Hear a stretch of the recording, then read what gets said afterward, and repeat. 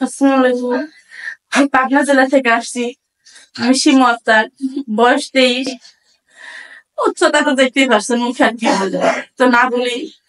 আর আমার জীবন কাহিনী অনেক কিছু হয়ে গেছে, যা আজ পর্যন্ত অনেকে বাস্তবতা হয় না। আমার বয়স একটু, কিন্তু এর মধ্যে অনেক বাস্তবতার সম্মুখীন হয়েছি। অনেক বাস্তবতা আসে গেছে আমার জীবনে। তো আমি আপনাদের কাছে প্রথমতেই বলবো, আমি যে কোনো ভুল করে থাকি, আমার কথার মধ্যে যে কোনো ভুল হয়, সে আমাকে মাফ করে দেবেন। কারণ আমি ছোট থেকে কখনো মায়ের শিক্ষা কি মায়ের ভালোবাসা কেটে পাইনি, তাই জন্য হয়তো বাবার মধ্যে ততটা জ্ঞানও নেই। তো আমি আপনাদের কাছে আসছি, মানে ভাইয়াদের কাছে এখানে আসছিলাম আমার এক বান্ধবীর মাধ্যমে, যেখানে নাকি ওরা অসহায় মানুষের সহযোগিতা করে, পাশে দাঁড়ায়।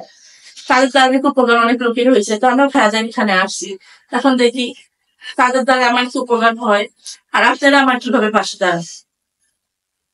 আর যদি নাচানাচির ভিডিও হইতো, নাটক হইতো, কোনো শর্ট ফিল্ম হইতো, কোনো হরিগুলো হইতো, আপনারা সবাই মনোযোগ সহ দেখতেন, মনোযোগ সহ শুনতেন। কিন্তু একটা গরিব অসহায় মেয়ের যাতনার চিৎকার, এটা কেই শুনবেন না, কেই দেখবেন না, কারণ এটা ভুগাল সব ভঙ্গ, এটাই ভাববেন। কারণ কিছু কিছু মেয়ে আছে প্রতারক, ছলনাময়ী, যাদের জন্য আমার মতো সাধারণ মেয়েগুলা কোথাও স্থান পাচ্ছে না, কোথাও সহযোগিতা পাওয়ারই থাকলেও পাচ্ছে না। আর একটা লোক কখনো সাতজন এসে দাঁড়ায়, একটা লোকের কাছে কখন হাত বাড়ায় কে? আমার ছাড়াই তো অন্য কোনো মেয়ে এসে হাত পাততেছে না, মুখ দিয়ে বলতেছে না যে আমার সংসার চাই, স্বামী চাই, ভালো একটা জীবন চাই। আমি কেন দাঁড়াইছি? কারণ আমি নিরুপায়, আমার মা নেই। আর 4 বছর বয়স থেকে স্বপ্নের অত্যাচার যে সহ্য করা সেই বোঝে যে বাস্তবতা কাকে বলে। আর বাস্তব জীবন অনেক কঠিন, যার সম্মুখীন আমি হয়েছি। হ্যাঁ, আমি একটা ভালো বর চাই, যে বরের বয়স, আমি বলবেন যে তোর বয়স 23 বছর, 23 বছরের মেয়ে বিয়ে করে কি করবো? আর 23 বছরের মেয়ে তো অনেক সিনিয়র পার্সনে বিয়ে করবে না। ভাই আমি শুধু এটাই বলবো, আপনাদের কাছে যদি এমন কোনো সহায়তার ব্যক্তি বলে 30 বছর হোক, 40 বছর হোক, 45 বছর হলে আমার সমস্যা নাই। এখন আপনার বললেন যে 45 বছর বয়সের লোক কেন তুমি বিয়ে করবে, তাই কিন্তু ছলনা করবা না? ছলনা না, একটা ইয়াং ছেলে বিয়ে করে নিয়ে সারাক্ষণ ঝগড়া ঝাঁপি গিয়ে এটা সেটা। 4 বছর বয়স থেকে আমি অশান্তির মধ্যে আছি। আমি কোনো নতুন অশান্তি জড়াইতে চাই না।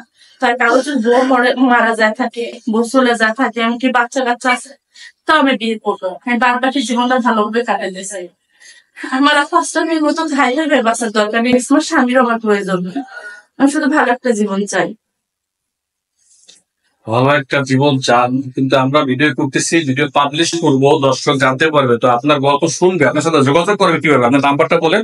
হ্যাঁ, আমি যদি ফোন কিনতে পারতাম, বাসায় বসে ফোনে আপনাদের সঙ্গে যোগাযোগ করতাম, বাসায় বসে সবকিছু করতাম। এখানে আমি আসতাম না। আমি যেখানে আসছি আমার কাছে গাড়ি ভাড়া টাকা ছিল, সে যে আপনি দেখতেছেন আমার এক কাপড়ে, আমি এই কাপড়ে আসছি। আর ভাই আপনি এখানে আসার পর হয়তো আপনি দেখছেন যে আমি কোন কাপড়ে আসছি, কোন কাপড়ে আসছি। আপনাকে তো মিথ্যা বলার কোন কিছু নেই। আমার বান্ধবী আমায় নিয়ে আসছে, আর ওর হাত ধরে আমি এখানে আসছি।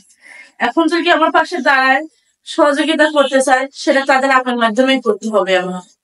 আর আপনি তো দয়া করে আমার বাড়িতে খবর দেন, এই করেন, তাহলে সেভাবে আমি আপনাদের কাছে সাহায্য পাইতে পারি। কারণ ছাড়া আমার কোনো উপায় নেই। দর্শক স্ক্রিনে যে নাম্বারটি দেখছেন চ্যানেল কর্তৃপক্ষের নাম্বার, এই নাম্বার ইমেল এবং হোয়াটসঅ্যাপ আছে। আপনাদের ব্যাপারে যদি বিশদ করে জানার থাকে বা বলার থাকে বা কোনো সহযোগিতা করার উদ্দেশ্য থাকে, তাহলে স্ক্রিনশট দিয়ে একটা ছবি পাঠিয়ে ভয়েস করে রাখবেন, আমরা আপনাদের সাথে পরবর্তী যোগাযোগ করে নেব। তো আপু, এখন পরিশেষে আমরা ভিডিও শেষ করবো, দর্শকের উদ্দেশ্যে কিছু বলার আছে আপনার? বিশেষ কোনো কথা বা কোনো আবেদন বা কোনো আর্জি? না, আমার আর কোনো কিছু বলার নেই, আমার যা বলার ছিল বলে দিছি। যা বলার ছিল বলে ফেলেছেন। আমার একটা প্রশ্ন আছে, যে আপনি 23 বছরের একটা মেয়ে সৎমার ঘরে বড় হয়েছে, যদি এরকমটা হয় যে কোনো একটা মানুষ তার স্ত্রী মারা গেছে, 2-3টা বাচ্চা রেখে গেছে, এই গল্প শুনে আপনাকে তার বাচ্চার মা হিসাবে গ্রহণ করতে চায়, আপনিও কি তাদের কাছে গিয়ে সেই সৎমার মতো আচরণ শুরু করে দিবেন?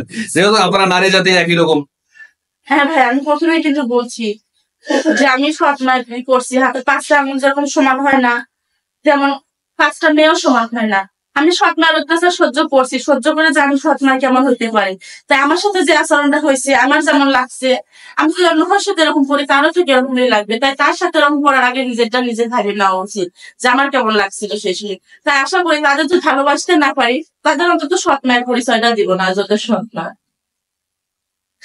যাও।